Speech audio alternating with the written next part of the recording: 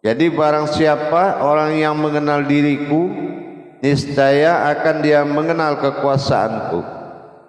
Ini nafsahu. Kalau kita tidak teliti di dalam membaca hijaiyahnya, bisa-bisa kita mengartikan diriku. Diriku itu diri keakuannya aku manusia. Nah, ini kita harus berhati-hati dalam mentelaah daripada setiap perbuatan tersirat. Nafsahu adalah sebuah kodrat diri yang dikatakan nafs, seperti yang pernah saya bilang, kita bicarakan selama ini. Nafs itu adalah diri batin atau diri tersirat. Nah, di sini ada kata syahu, ya, yaitu manusia berkodrat akan aku. Di sini akan kita cari apa kodrat keakuan tadi. Nah, ini keakuan ini berawal dari hijaiyahnya aras ha domahu. Artinya kalau aras ha kekuatan, domahu adalah rahasia atau tersirat. Jadi sebuah kekuatan yang dirahasiakan, sebuah kekuatan yang rahasia. Ini wujudnya adalah ada dan tiada. Ini menuju keakuan Allah, yang mana hakikat dari kata kalamhu yang berasal dari kalam la, tiada, tapi adanya aku, dan menisbatkan ketiadaan Tuhan, artinya adalah tajalli Allah. Aku berawal daripada diri dan aku ingin menjadi Tuhan, maka kujadikanlah umat atau sesuatu yang menyembahku, yaitu diri. Dari mana wujud munculnya diri rahasia itu? Ini yang harus jadi perhatian kita. Dari mana datangnya munculnya diri rahasia? Seperti apa munculnya? Maka kita lihat kembali dari apa yang pernah kita pelajari. Ada himpunan kodrat yang berhayat kepada sifat dan zatnya Allah, yaitu nur dan zat. Nah, ini dikatakan dengan sifat dan zat, yang mana wujud sifat itu menuju nafsahu tadi dengan berjalannya ma'rifah terhadap tajalli batin diri, yaitu yang dikatakan nafsiyah. Naf adalah diri, sin nas nur, adalah zat. Siapa diri nur, siapa diri zat? Nafsiyah, iyah. Nafsiyah kalau diambil dari hijaiyahnya, nafsin sin dengan nur dengan zat. Setelah bertajalinya dari 4 batin menjadi satu kodrat nafsiyah, maka nafsiyah mewujudkan 2 sifat. Sifat pertama dikatakan pizat, sifat kedua dikatakan dengan bisifat. Bisifat itu apa? Bersifatnya Allah pada sifatnya. Hayatnya adalah nur. Jadi kalau nurnya sudah berdiri, inilah nurani yang diwasilahkan kepada Adam yang pertama. Itu yang pertama, itu wasilahnya. Jadi diri nurani bagi diri adalah Adam bagi jasad.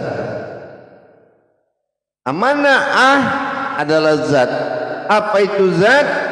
adalah kodrat awal Muhammad jadi.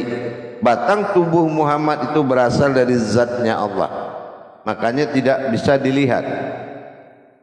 Zat inilah yang menjadi suatu kekuatan.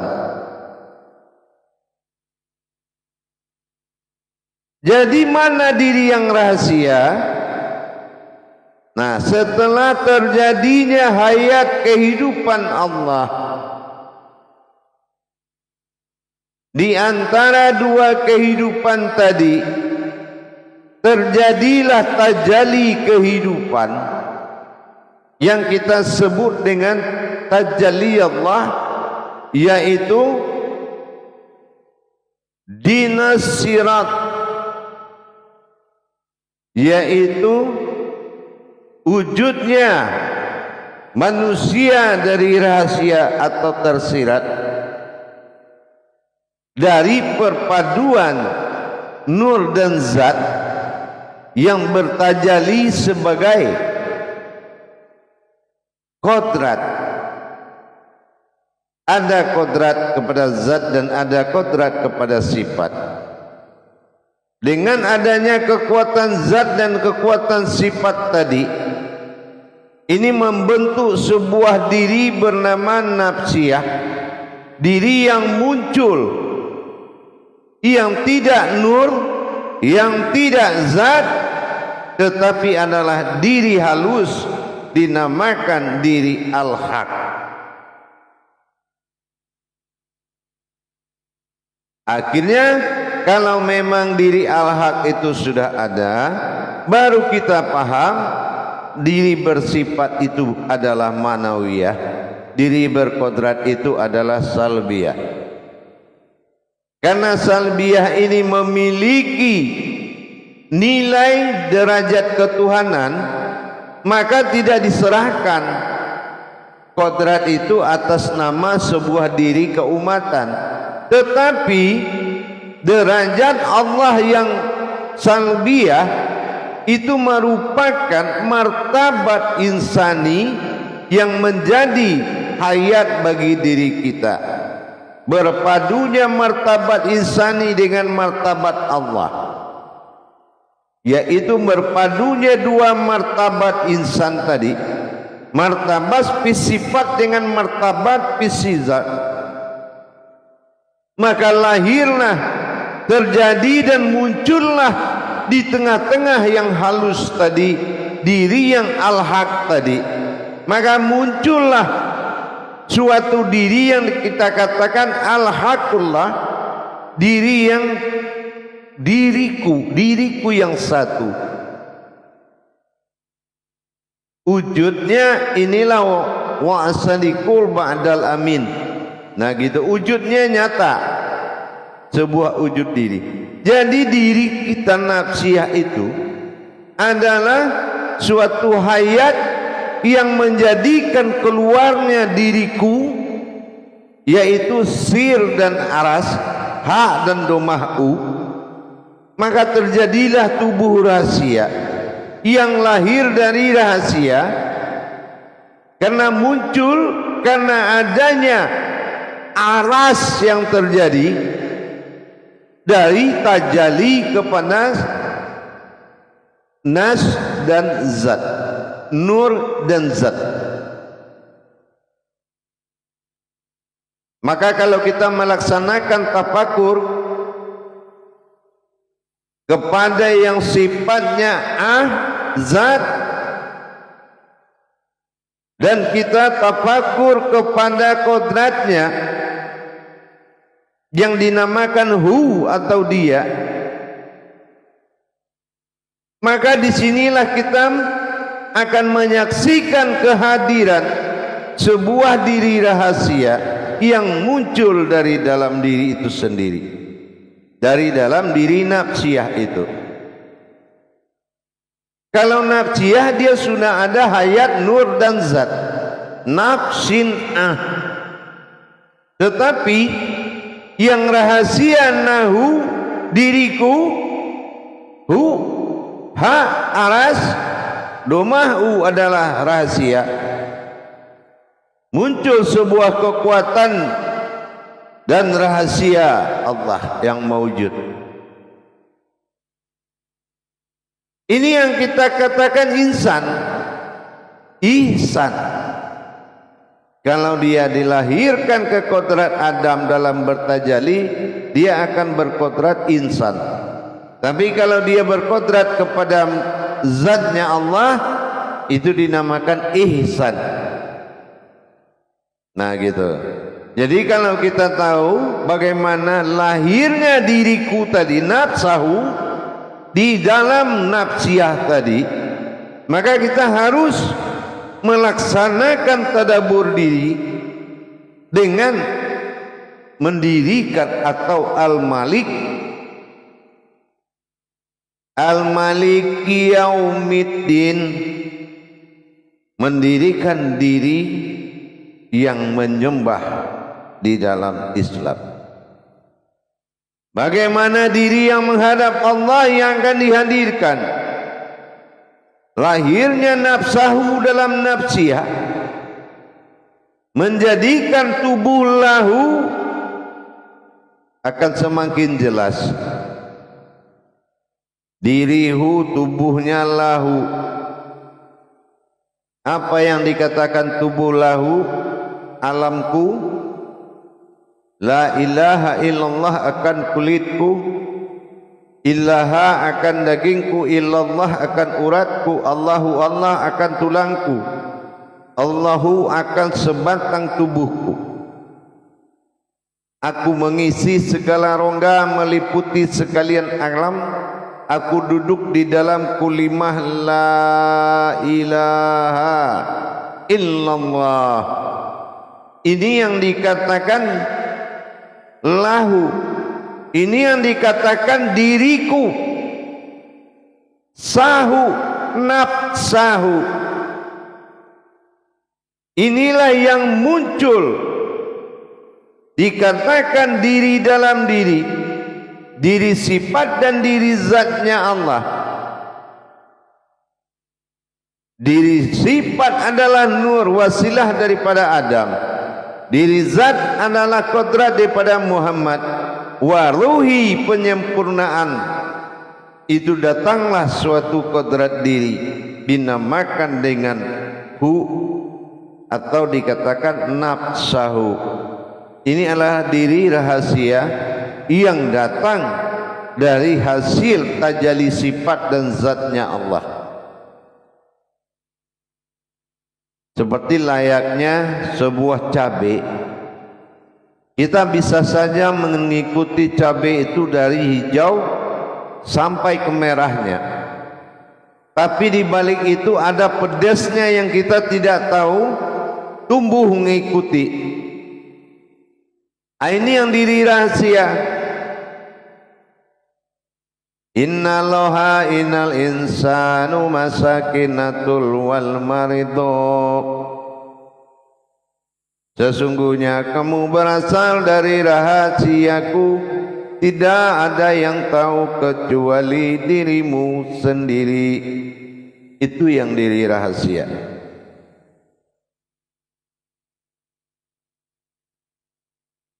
Anasirhu wa anta sirha.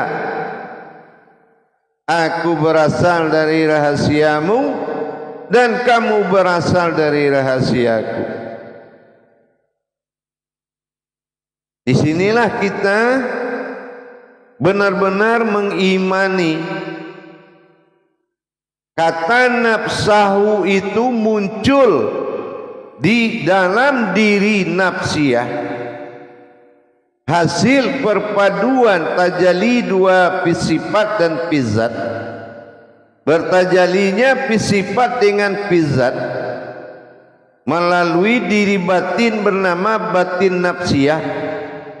Maka nafsiyah ini akan memunculkan wujud diri bernama nafsahu.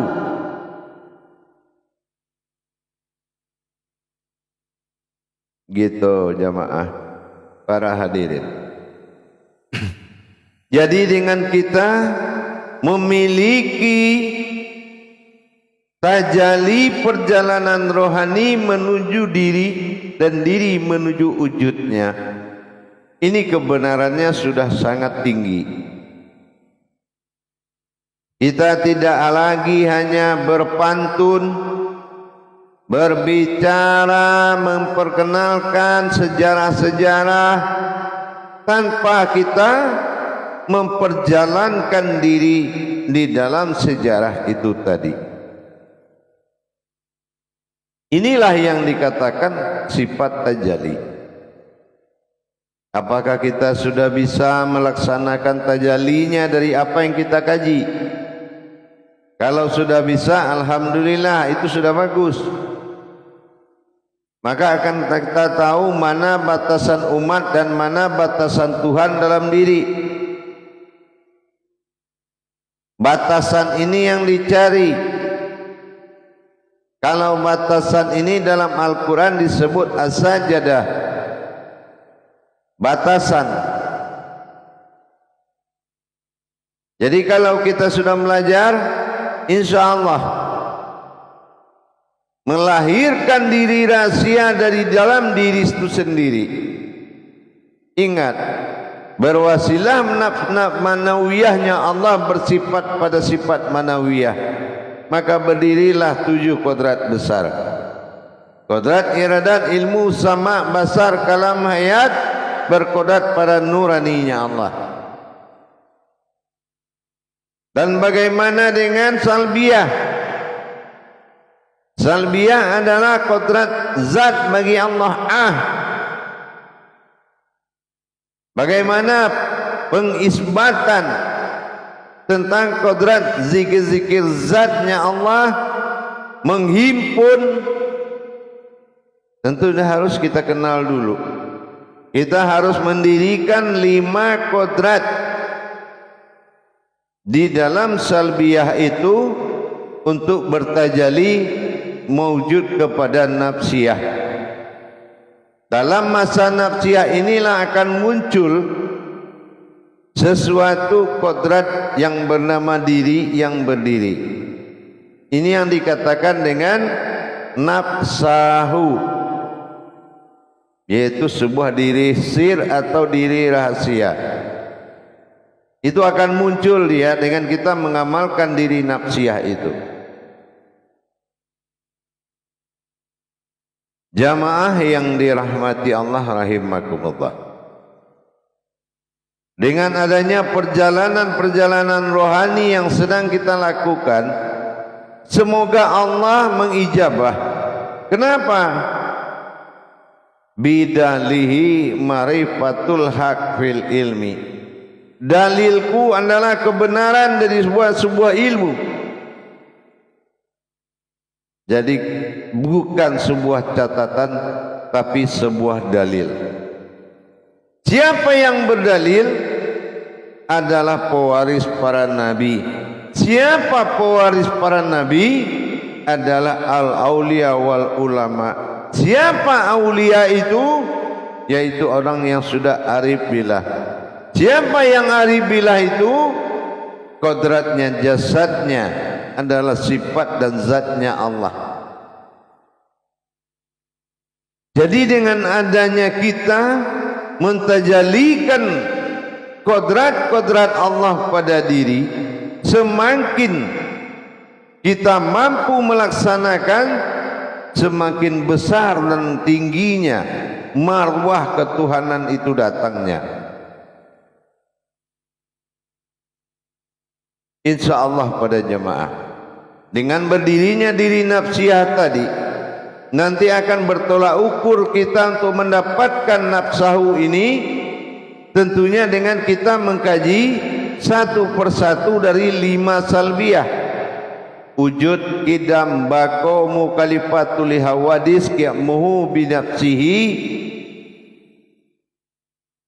Kita harus paham bagaimana yang dikatakan wujud, apa itu wujud, apa itu qidam, bagaimana pelaksanaannya, apa itu baqo, apa itu mukhalifatul hawadis, apa yang tidak serupa dan apa yang dikatakan qiyamuhu bi nafsihi, apa yang dikatakan berdiri sendiri.